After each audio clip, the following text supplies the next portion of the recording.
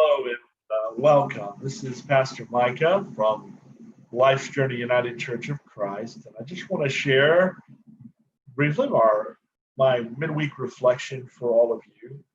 As you might remember, I've been going through Jesus' Sermon on the Mount, which I think sheds a light on the dark and the light times that we go through, sharing that during our midweek reflection. Today we begin with Matthew 6, which begins with these words: "Beware of practicing your piety before others in order to be seen by them, for then you have no reward from your Father in heaven. So whenever you give alms, do not sound a trumpet before you, as the hypocrites do in their religious gatherings in the streets, so that they may be praised by others.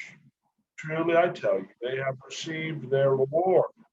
But when you give alms, do not let your left hand know what your right hand is doing, so that your alms may be done in secret, and your Father who sees in secret will reward you.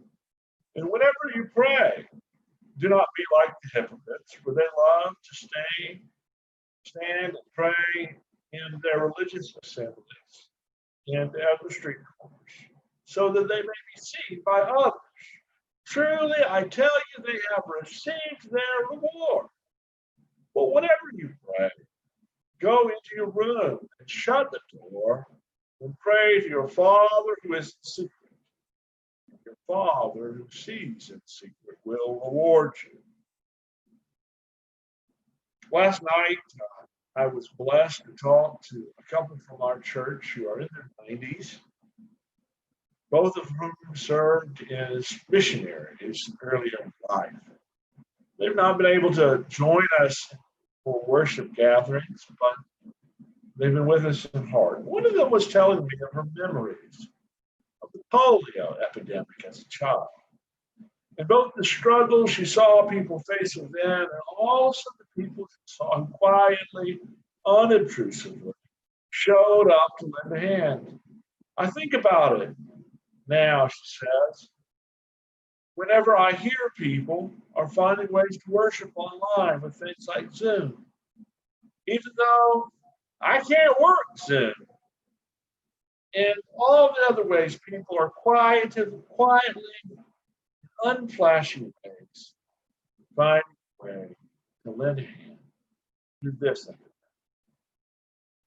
She then shared with me a poem she learned years ago by the Kentucky-born son of freed slaves, late author Paul Lawrence Dunbar, who wrote this poem: "Not they who soar, not they who soar, but they who plod their rugged way, unhelped to God, are heroes.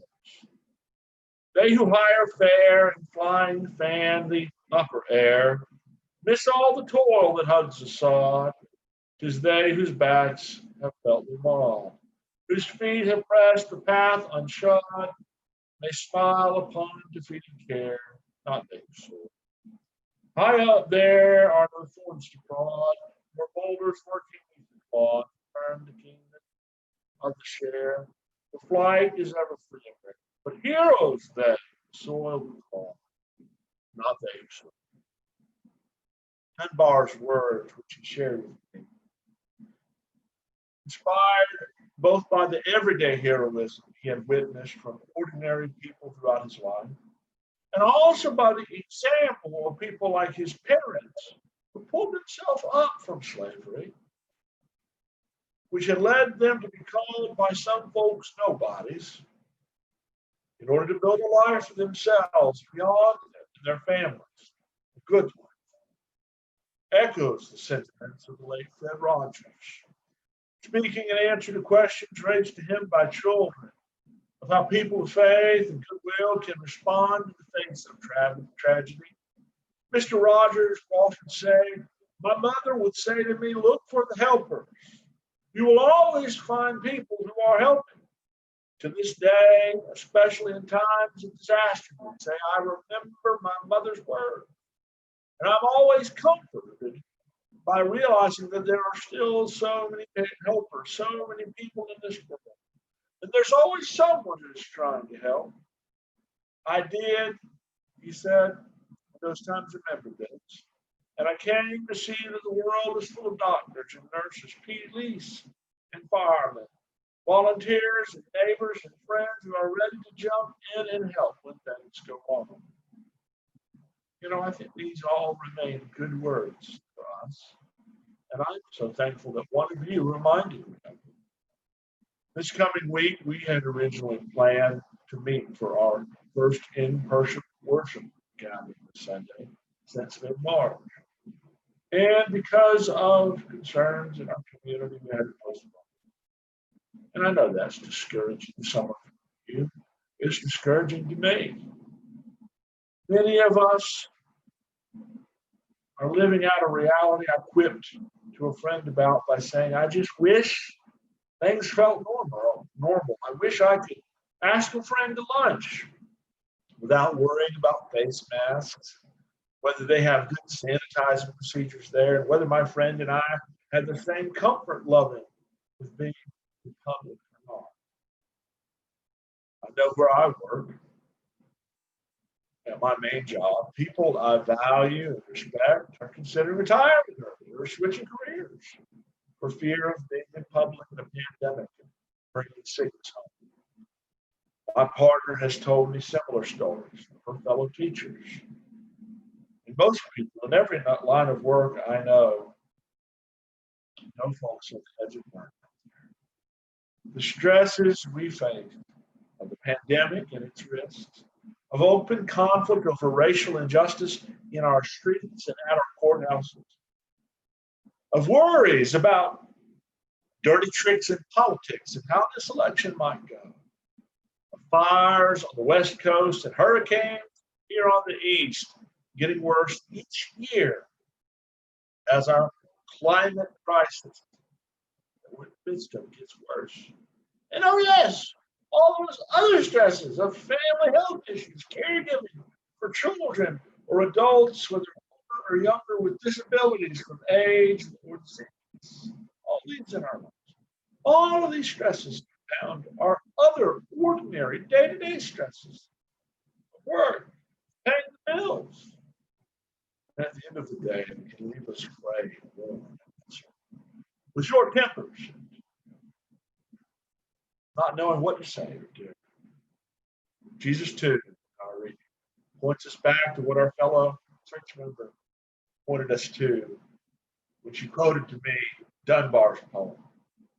What Fred Rogers' words point us to, not the noisy and loud things which demand our attention, how they cry out, which are often either crises that make our heads hang low with despair or fear, or instead hypocritical acts of showing off how much better a person someone thinks they are for having the right religion or living the right life.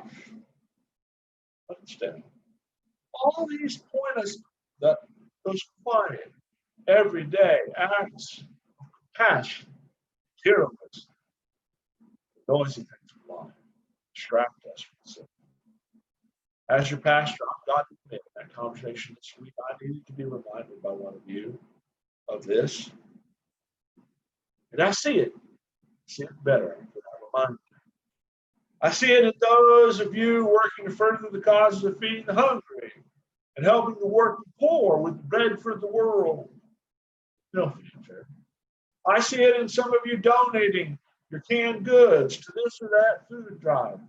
We help. I see it in some of you who've asked again and again, how can I lend a hand to so-and-so as they set up their classroom? I see it in those of you reaching out by phone call or porch visits to check in those more disconnected than ever. I see it in how, despite the pandemic and the recession that followed, we have not had to let go anybody at our church who serves us, despite much larger churches that have had to do so. Because some of you just keep giving. And also we have some leaders who behind the scenes, without any fanfare, made sure we had hopped on all the loans or grants we could get as a church to keep ourselves afloat.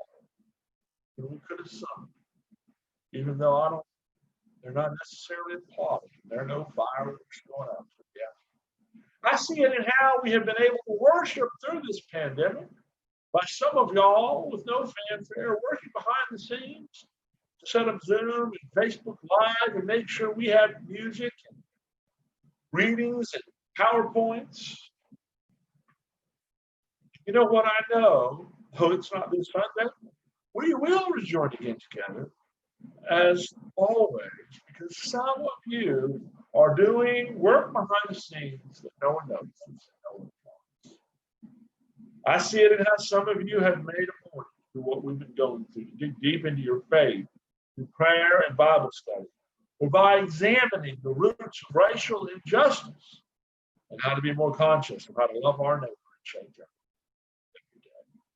I see it beyond our church in so many people who've used these trying times to keep doing some good. Some of them I've seen myself, and some of them I've not. Some of you have seen yourself, some of you not. We are challenged by Jesus' reading in the Sermon on today to turn toward these examples. To turn not toward those who soar above, but those who trudge below. To look at the helpers and remember in them, in their actions, we can be reminded we are not alone. But through their loving care, through their sweat and tears, some of you are the full-time names, so some of you through your sweat and tears, God is revealed to be with us. For the church, this is something that we've been learning through this coronavirus and this social distancing. The church is not a building of brick and stones.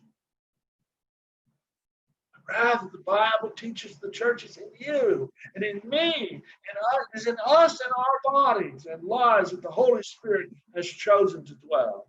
We are God's temple, and we are God's house every day if we choose. Seeing these helpers reminds us of this. It calls us to live that way every day, to join them, not in flashy shows of religiosity, not in trying to get attention or get our way, but in living out God's loving presence in the good stuff of earth. Being there for each other, for others. Let's hear that call and keep living it out. Who knows who might be inspired by your words? Who knows whose lives you might touch and change? How your own might too. God bless and have a great week.